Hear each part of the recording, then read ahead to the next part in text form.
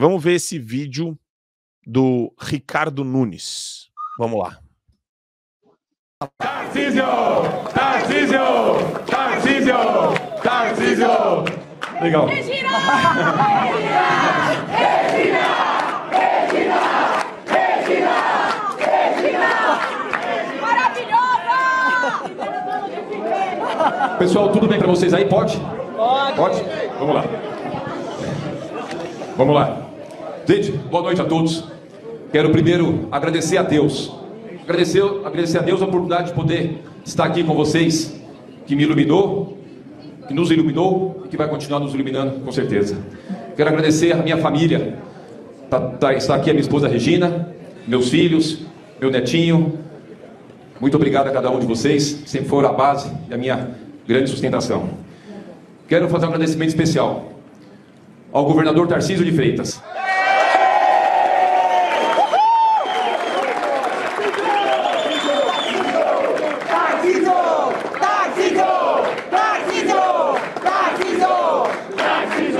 Tarcísio tem nos ajudado muito antes das eleições. O Nunes continua, abre aspas, quero agradecer a minha equipe, agradecer ao Kassab, a todos do governo do estado, obrigado Bruno Covas, estamos aqui honrando o seu legado, e também ele mete um radicais ali, né, chama adversários de radicais, aí que eu acho engraçado, né, uma coisa que precisa ficar clara, e eu já quero jogar essa para nossa vereadora eleita aí por Praia Grande. Eu acho que agora, Duda, tudo se encaminha para uma união contra o Boulos. Isso é evidente, isso é auto-evidente. Mas como que vai ser esse momento de segundo turno em termos de capital político? Porque não dá para negar que o Pablo Marçal foi um fenômeno eleitoral, pela maneira como a corrida dele aconteceu, e depois a gente vai entrar em detalhes a respeito de ilegalidades por parte do judiciário, tá? Coisas que aconteceram contra o Pablo Marçal, que eu acho que são completamente bizarras e surreais no nosso país. Mas como que você enxerga a questão do capital político pós primeiro turno, Duda? O primeiro turno da eleição de São Paulo foi uma coisa muito louca, né? Eu acho que foi um modelo de eleição bastante inédito aqui no Brasil, foi uma coisa muito diferenciada, escalou de um jeito que ninguém estava imaginando que ia escalar, porque se tem uma coisa que o Pablo Marçal sabe fazer é chocar e conquistar espaço. E ele fez isso muito bem nessa eleição. Então, todo mundo estava apostando que ele ia para o segundo turno, e tinha gente apostando que ele ia para o segundo turno contra o Nunes, mas muita gente já estava acreditando que ele ia levar direto no primeiro. Então pegou todo mundo de surpresa o fato de ele não ter ido para um segundo turno ou vencido logo de cara. Me pegou de surpresa, pegou todo mundo de surpresa. Eu realmente estava achando que ele ia entrar. E é triste ver o rumo que essa eleição tomou, porque agora a gente vai ter que se unir contra o Boulos. E eu não sei se vocês vão concordar comigo, mas eu acho que o Boulos tem uma força grande em São Paulo, infelizmente. E eu não sei como o Nunes vai conseguir combater essa força em São Paulo agora que vai ser um de frente para o outro. Porque até então, o Nunes não teve que se preocupar em combater o Boulos. Todo o combate contra o Boulos foi feito pelo Marçal. O Marçal assumiu essa rédea, ele assumiu esse BO para ele mesmo. E agora ele está fora. Então, eu não sei se a gente vai ver o Marçal se unindo ao Nunes. Seria curioso ver isso acontecendo para derrubar o Boulos vale tudo, então o Marçal vai se unir ao Nunes. Depois de tudo que aconteceu nos debates e tudo mais, eu acho que seria bem interessante a gente ver isso acontecer, mas eu acho que o Nunes vai ter problemas, porque a gente sabe que o combate ideológico não é o forte do Nunes, e ele deixa isso bem claro com orgulho. E isso foi deixado claro nesse último discurso dele, onde ele, junto com o Tarcísio, disse que os adversários são radicais. Então, ele vai seguir aquele rumo que o próprio Tarcísio tem seguido, de ficar longe do combate ideológico. Então, eu acho que o Nunes vai ter um pouco de dificuldade de conseguir peitar o Boulos agora que ele está por conta própria. Porque até então ele não teve que enfrentar o Boulos. Quem estava fazendo isso por ele era o Marçal. Então vamos ver se o Marçal se unir a ele, talvez os dois unam forças e consigam manter o Boulos longe da prefeitura. Se não, eu acho que vai ser uma votação muito acirrada. E, Gustavo, tem muita coisa para a gente dissecar aqui, dá para fazer programas de horas de análise, mas vamos lá, a gente vai tentar abordar os pontos talvez cruciais e mais importantes que eu acho que valem a pena a gente endereçar. Como é que fica esse negócio agora? Eu nunca vi um crescimento tão rápido como alguém do Pablo Marçal e uma explosão nuclear tão rápida também quanto foi essa questão relacionada ao final da campanha, né? Esse momento derradeiro. 2 dias antes, acontece um monte de coisa e a gente fica sempre naquela tentativa de atribuir responsabilidade com base nos segundos finais da eleição. Mas vamos lá também, né? Houve uma campanha maciça do Silas Malafaia contra o Pablo Marçal que durou 25 dias, durou um mês inteiro, onde ele só batia no Pablo Marçal. Silas Malafaia não bateu no Boulos nesses últimos 25 dias. Isso gera algum tipo de impacto? A gente pode ficar nessa discussão, porque muita gente falou, foi o encaminhamento médico falsificado. Eu gosto de chegar para essa pessoa e falar, olha, isso pode ter um efeito, óbvio, mas também a gente está falando aqui de 25 dias de campanha ostensiva do Silas. Acho que isso tem algum peso também, Gustavo. O que você acha? Sem dúvida, Marco. Isso aí não há a menor... Porque, assim, a banca nunca perde, né? O sistema nunca perde. O grande vencedor dessas eleições foi o Centrão. É só a gente olhar o mapa. Aí eu não estou nem falando só de São Paulo, estou falando no Brasil inteiro, né? O PSD foi o grande partido vencedor dessas eleições, né? Eles ficaram com...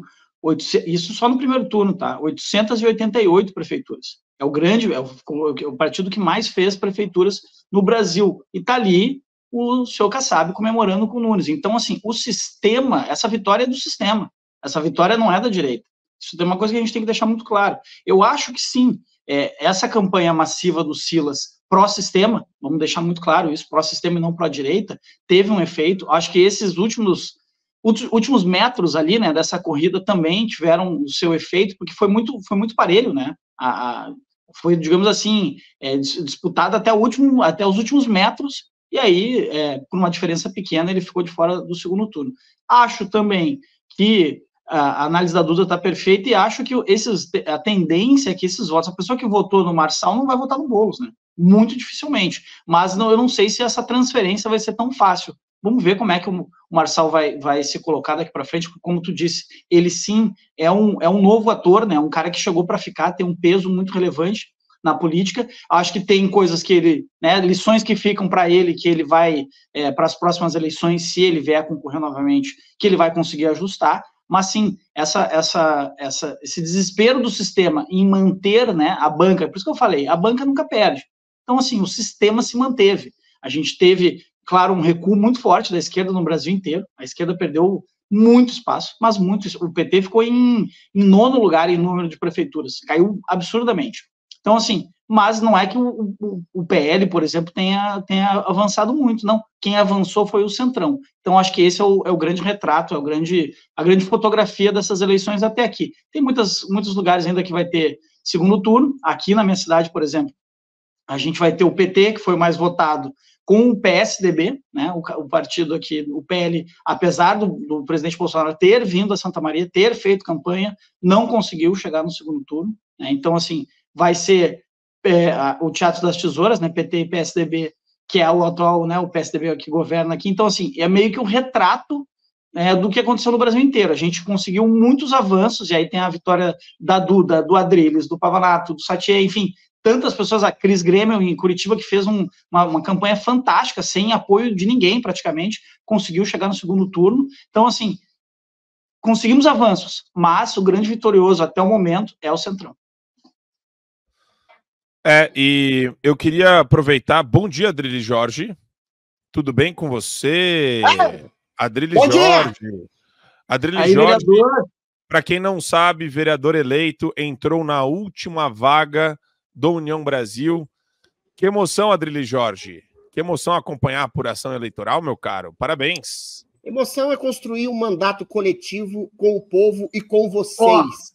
A gente vai se comunicar coletivo. E vai agir. Eu, Eduardo Campobiano, você, Gustavo, você, Marco Antônio, o imperador, da comunicação antiditadura no Brasil. A gente vai fazer uma coisa coletiva, uma imensa suruba democrática pela ressurreição do país, cabaré conservatrix de todas as pessoas de direita, de conservadores, de cristãos, de liberais, para ressuscitar esse cadáver putrefato da democracia do país que está sendo enterrada por aqueles mesmos que eventualmente julgam defendê-la. Ele está sendo vilipendiado por esses caras, Adriles. Adriles, a gente já está fazendo aqui uma espécie de balanço eleitoral. Eu estava falando com a Duda sobre São Paulo, o Gustavo até ampliou mais essa questão para as prefeituras e para o Centrão, falando que o PSD liderou. Acho que foram quase 1.000 prefeituras do PSD, né? 900 e alguma coisa. 888. Foi o dobro do PL, que por sua vez foi o dobro do PT quase, né? PT foi, eu acho que 270, PL 500 alguma coisa também. A gente vai puxar todos os números aqui para passar para a audiência, mas a questão que a gente está analisando aqui é a questão também do Pablo Marçal, a maneira como ele entrou na campanha e a questão do capital político, né? O que está acontecendo dentro da direita, a pergunta que todo mundo tem, né? Muita gente, acho que eu vejo que mais de 90% aí do pessoal que votou no Marçal não vai cair no colo do Boulos. Acho que isso é uma coisa autoevidente. Aí tem muita pergunta para fazer, mas eu posso fazer uma provocação para você. Aquele discurso que não tinha espaço para o Salles é um discurso correto depois do que a gente viu nesse momento com o Pablo Marçal? A entrada do Pablo Marçal no pleito eleitoral de São Paulo, que se nacionalizou, é importante dizer, eu acho que é extremamente positiva. Claro que o Marçal cometeu erros, e o maior deles foi aquele laudo, aquela coisa estranha que foi colocada pela equipe dele em última instância. Mas essa falsa divisão da direita, para mim, não é uma divisão. É uma conjunção de valores e princípios que não se adequam a pessoas que são líderes absolutistas. É simples assim. O Gustavo Gayer tomou iniciativas, o Marçal tomou iniciativas, o Nicolas Ferreira. Hoje a gente tem, embora tenha uma hegemonia ainda do Bolsonaro, que tem todo o louvor, que foi o presidente que ressuscitou a direita brasileira, a gente tem várias lideranças, várias cabeças iluminadas que eventualmente se ungem pelos princípios, não pela liderança pessoal apenas. Então, o que o Marçal fez foi abrir essa seara de possibilidade de novas lideranças. E o Ricardo Salles é uma liderança fundamental, é uma liderança sólida da direita brasileira, que ela é pluripartidária. É um pluripartidarismo em torno, eu volto a dizer, de diversos princípios e valores. Então, não dá para alijar o Salles, não dá para alijar o Marçal, não dá para dividir, não dá para pedir prisão ou censura de alguém, de alguma pessoa que é aliado, em princípio, sendo que a gente está lutando contra uma ditadura, entendeu? Eu estou falando especificamente do Tarcísio Gomes de Freitas, pedindo a prisão de Marçal. É um absurdo. E assim como estou falando também do Bolsonaro, parece que ele fez um discurso velado contra o Salles. Eu acho que você dar cutucada, você estabelecer a livre crítica entre esse grupo da direita é completamente legítimo e é até necessário. Porque a direita não é igual à esquerda, que é um coletivo de vozes em uníssono dos mesmos valores, das mesmas coisas. Agora, os valores, eles podem ser debatidos, ser conflitados, entendeu? A gente tem o princípio máximo que é do quê? Da liberdade. Então, são várias lideranças que se formaram, várias lideranças que se forjaram e várias lideranças que vão surgir nesse processo, entendeu? Agora, em relação ao Centrão, é aquele velho esquema, né? Infelizmente, o Centrão fisiológico, ele capta o eleitorado pelos seus presidentes, pelos seus capitães de partido, por uma coisa muito simples, que é o dinheiro. Entendeu? A grana, o poder financeiro, esse poder obtuso que vai além da questão de princípio, de valor, de ideologia, isso ainda pega muito no brasileiro que não tem a consciência, que não tem a devida educação sociopolítica e que ainda cai nessa esparrela. É claro que há exceções, mas são exceções. Estruturalmente, o Centrão é um desastre para o país. E a personificação máxima do Centrão é o PSD. Como é que você combate esse tipo de fisiologismo na política? Criando valores, criando princípios, reverberando valores, reverberando princípios. Então, se a direita parar de mimimi, parar de se atacar mutuamente e se estabelecer contra duas coisas, contra a ditadura e não contra o Centrão, porque a gente precisa do Centrão, né? O meu partido, de alguma forma, é um princípio de Centrão. Mas você tem que criticar a leviandade do fisiologismo, do oportunismo e se estabelecer pelos princípios e valores para convencer a população de que o melhor caminho é a consciência de conservadores, de cristãos e de uma direita esclarecida nesse país. A gente vai entrar ainda com detalhes, com riqueza de detalhes, nessa questão do Pablo Marçal e do que aconteceu na reta final, que eu acho importante explorar, né, esses acontecimentos. Vou só colocar o gráfico aqui dos prefeitos eleitos em 24 por partido, tá? Então vejam, vocês aí da audiência que estão nos acompanhando, olhem só o gráfico que está aqui, né? PSD 888, MDB 861, PP 752, União Brasil 589, PL 523, Republicanos 439, aí vem PSB 311, PSDB 273, PT 251, então teve mais que o dobro do PT ou PL, né? PDT 151, Avante, Podemos, tal, aí tudo abaixo de 136 aí para baixo. Novo ficou com 18 ali. Houve um crescimento do Novo, e sabe o que eu ouvi? Só vou jogar para um tweet final de vocês, a gente ainda vai falar sobre várias coisas. Eu estava vendo o ICL hoje de manhã, o canal dos comunistas revolucionários, eles se autodeclaram revolucionários, tá? E eles falaram...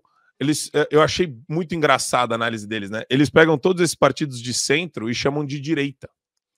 Então, para eles, foi uma grande vitória da direita e a esquerda foi massacrada. Te juro. Os caras usam esse discurso, vocês acreditam nisso ou não? É o discurso do perdedor, que na verdade está todinho entranhado na máquina pública e que comprou todo o centrão. É uma loucura isso, né? Sem dúvida. Nominalmente, a esquerda foi massacrada, né? A gente vê ali o PT quase sumiu, né, em termos de prefeitura, mas a direita não ganhou, vamos lembrar. Se a gente colocar o PL ali, claro, como o Adriles falou, tem partidos que têm essa, né, centro-direita ou centro e tal, mas a direita não avançou. Eu acho que o presidente Bolsonaro consolida, assim, a liderança dele, porque onde ele, pelo menos na boa parte dos lugares onde ele apoiou o seu candidato, saiu vitorioso, mas a esquerda sumiu praticamente, como já tinha acontecido em 2020, mas quem ganhou, de novo, como eu falei antes, o grande vencedor dessas eleições foi o Centrão.